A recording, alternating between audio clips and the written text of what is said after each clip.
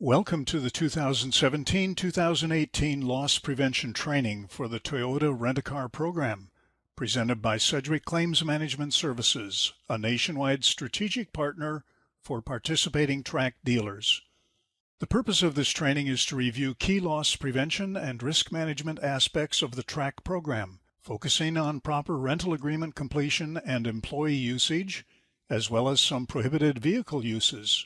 The upcoming video was created using historical claims data, including common reasons for claim denial, as well as trends found in claims handling. After viewing this video, please consider what practices may need to be changed or reinforced within your own rental department. Why is proper completion of your TRAC rental agreement so crucial? Because the rental agreement is a legally binding document and the cornerstone of your insurance coverage. This legally binding document or contract extends coverage to your dealership, limits the liability exposure associated with renting vehicles to the public, and creates an understanding between you and the customer who will be utilizing the TRAC vehicle with your permission.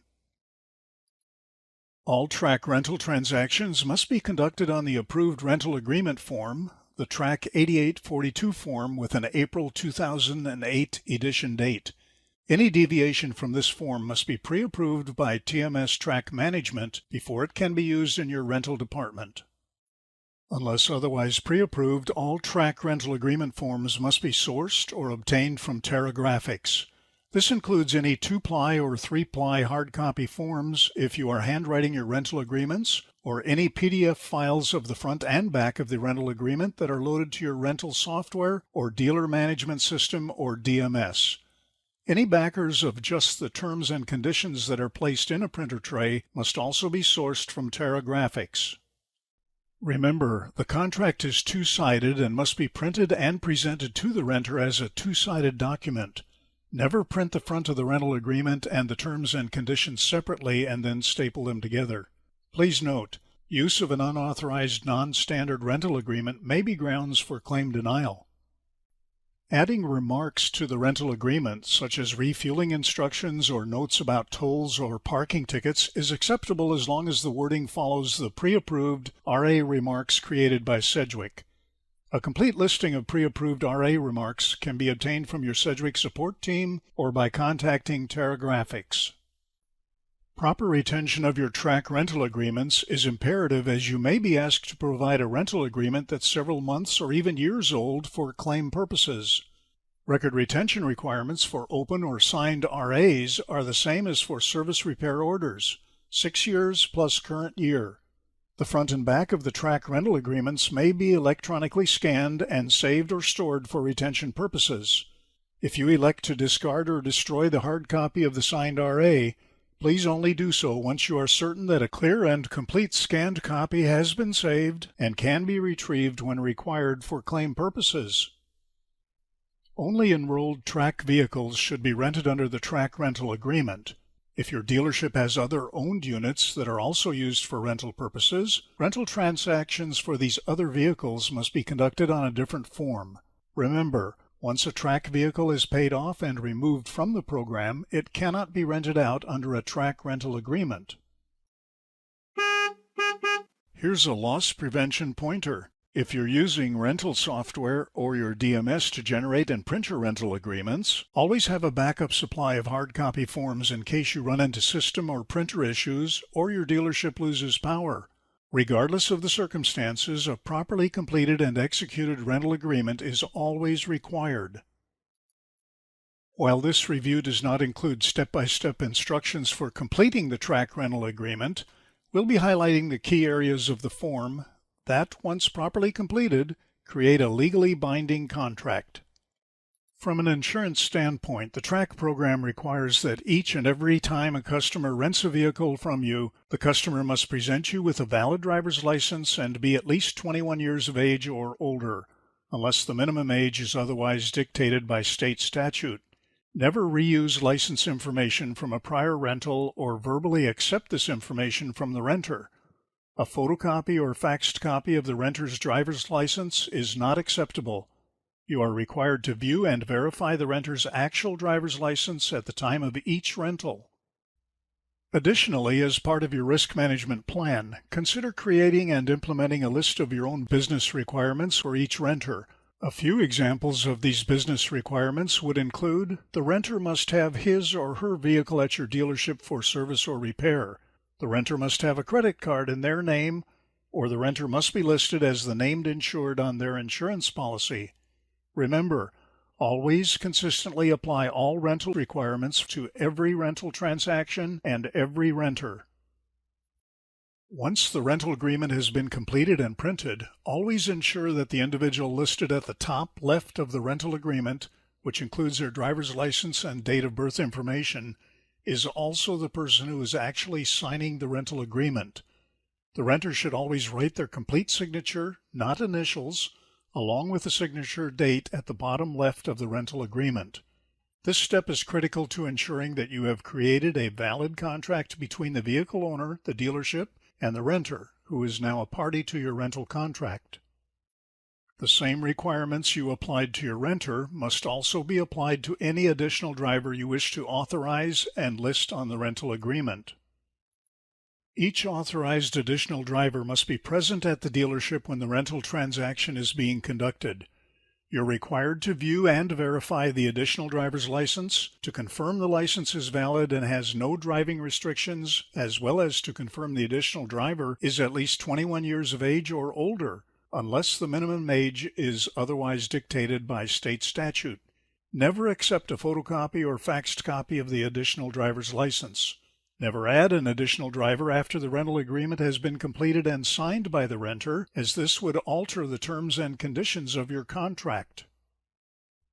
Once the rental agreement is signed, if the renter then requests that an additional driver be added, or contacts you during the rental period to request this, you must close the original rental agreement and create a new rental agreement which includes or reflects this additional driver. Remember, when you create the new rental agreement, both the renter and the additional driver must be present at the dealership and must present you with their valid driver's license. It's like starting a new rental transaction. If the renter requests that an additional driver be added to the rental agreement during the rental period, be sure to have the renter and the additional driver return to the dealership with your TRAC vehicle so you can verify the vehicle's condition before you write a new contract. If the renter indicates that no additional drivers will have a need to use the rental vehicle, draw a diagonal line through this section of the rental agreement and write the word "None" in the section.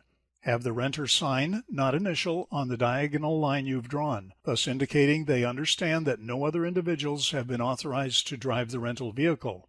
Never let someone sign the bottom left of the rental agreement unless their qualifying information is listed on the rental contract.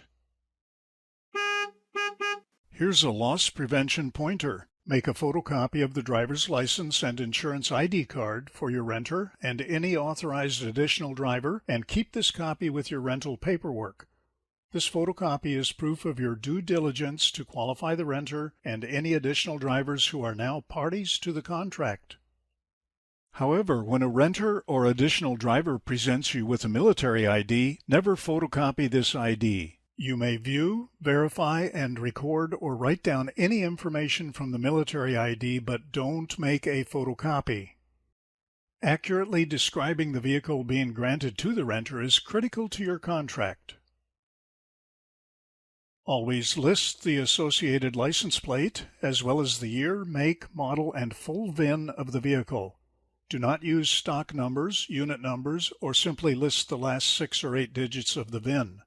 Take the time to double-check your vehicle information to ensure that it is correct and matches the vehicle that is being utilized by the renter. Remember, some rental vehicles may look exactly the same model and same color, so take time to ensure that the vehicle information is correct on your rental agreement. If the rental vehicle is changed or swapped, either at your direction or at the request of the renter, discard the original rental contract and create a new rental agreement reflecting the new TRAC vehicle. Remember, the new rental agreement must be completed and signed by the renter. Here's a loss prevention pointer. Remember that all TRAC vehicles must be properly titled, registered, and plated. Never use dealer plates on a TRAC vehicle. By far, the number one reason for coverage denial is long-term rentals.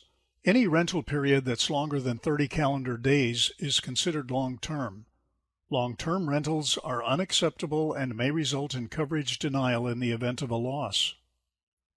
Keep in mind, for insurance coverage purposes, the rental period is measured by calendar days and not on a 24-hour clock. For example, a vehicle rented out on Monday the 5th at 3 p.m. and returned on Wednesday the 7th at 11 a.m.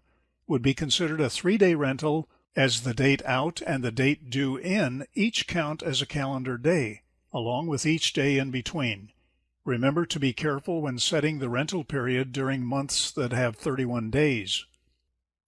Always establish a valid intended rental period for each transaction based on the reason for the rental. Why is the customer renting a vehicle today? Is their vehicle at the dealership for service? Is this a weekend rental or vacation rental? Understanding why the customer needs a rental vehicle will assist you in selecting a reasonable and realistic rental period. Select and list your intended rental period on the rental agreement. This is reflected by the date out and the date due in. Never leave the date due in blank, as this creates an open-ended contract and will become an issue if the renter refuses to return the vehicle or if the vehicle is out with the renter longer than 30 days under this same rental agreement. If you're using rental software to generate or print your rental agreement, we encourage you to avoid setting a same-day default date for the date due in. An example of this would be to default the date due in on every rental agreement to be 6 p.m. that same day. Past due rentals should be reviewed and worked every day.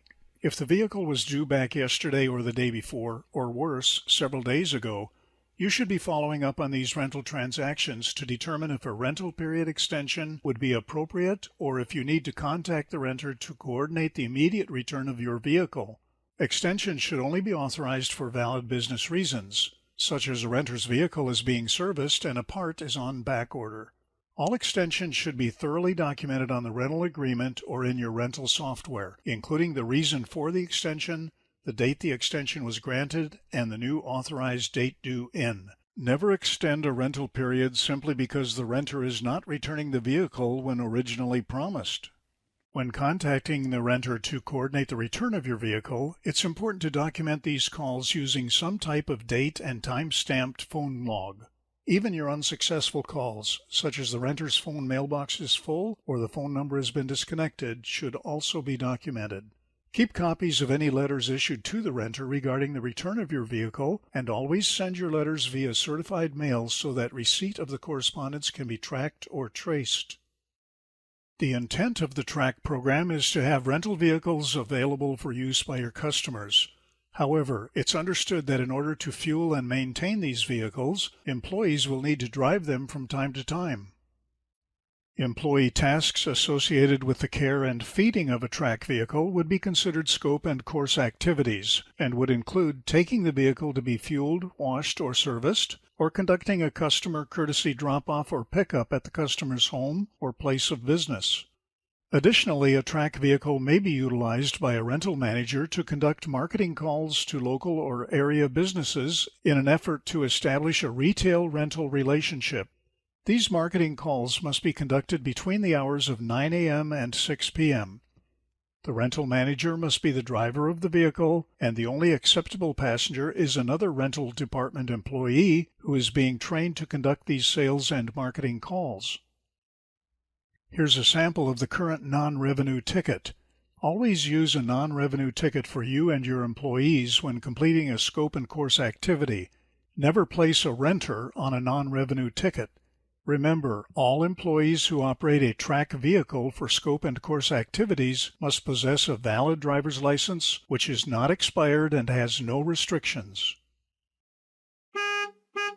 Here's a loss prevention pointer. Never provide a TRAC vehicle to an employee for use as a personal or demo vehicle, as this is prohibited usage and would be considered grounds for coverage denial. If you elect to rent TRAC vehicles to your own employees, the rules and requirements are much different as the liability exposure is much greater. These employee rentals must follow strict criteria in order to be viewed as a bona fide rental. Establishing a bona fide rental for your employees will assist in efforts to minimize the dealership's liability exposure when an employee is operating a vehicle that is also owned and registered to their employer. Employee rentals must follow the same process as any other rental conducted at your dealership. This includes properly completing the TRAC rental agreement and ensuring that the employee meets the same rental requirements you apply to all your customers. The employee must be at least 21 years of age or older, unless the minimum age is otherwise dictated by state statute, and the employee must possess and present you with a valid driver's license with no driving restrictions. Additionally, the employee must also meet the business requirements you've established and apply to each of your customer rentals. The employee must pay for his or her daily rental fees. In order to establish this transaction as a bona fide rental, the rental fees must be paid for by the employee using his or her personal credit card. Cash rentals or paying for the rental fees via payroll deduction or interdepartment billing are unacceptable. Please note, once an employee pays for his or her rental fees, you cannot later reimburse or return the fees either directly to the employee or through some type of travel or company expense reimbursement. Remember, the employee is now a renter. That means that Sedgwick will pursue recovery from the employee's insurance carrier in the event of a loss. If the employee is uninsured or their insurance company denies coverage for the loss because the employee's policy does not cover rentals, or it does not cover use of a vehicle that's also owned and registered to their employer, Sedgwick will pursue the individual employee for recovery of the vehicle damages. In order to maintain structure to the program which allows for competitive pricing on insurance premium, the TRAC program has guidelines for vehicle usage by a dealer. Be sure you understand how a TRAC vehicle can and can't be used. Prohibited usage of a TRAC vehicle is not covered under the TRAC insurance policy. Therefore, if a TRAC vehicle is being used in a prohibited manner by a dealership employee at the time of an accident, coverage would be excluded and your claim would be denied. A complete list of dealer restrictions is included in the TRAC Policies and Procedures Manual. However, here's a list of the most commonly questioned restrictions regarding vehicle usage. Do not designate and use one of your TRAC vehicles as a customer shuttle. Never rent your TRAC vehicle to a business or organization that plans to re-rent that vehicle to another customer. All rental transactions must be conducted from an approved dealership address or location. Any off-site locations away from the main dealership address must be reviewed and pre-approved as an off-site location. You cannot rent to high schools or nonprofit organizations. TRAC vehicles may not be granted in exchange for marketing or advertising by another company or party. Never grant a TRAC vehicle for promotional purposes. Never use a TRAC vehicle for parts pickup or delivery. TRAC vehicles may not be utilized as a chase vehicle to pick up or deliver another vehicle, another employee, or any type of paperwork for the dealership. You may not assign or designate any TRAC vehicle to a specific employee of the dealership. TRAC vehicles may not be used as a company vehicle or a demo vehicle. Thank you for watching the 2017-2018 Loss Prevention Training presentation. Please take a few minutes to consider your own daily rental practices to ensure that you are operating within the TRAC program guidelines, as well as to identify any process improvements that could be implemented in your rental department today. Your next step in completing your 2017-2018 loss prevention activities is to take the associated 6-question test immediately following this presentation. You will receive 2 chances to pass a test.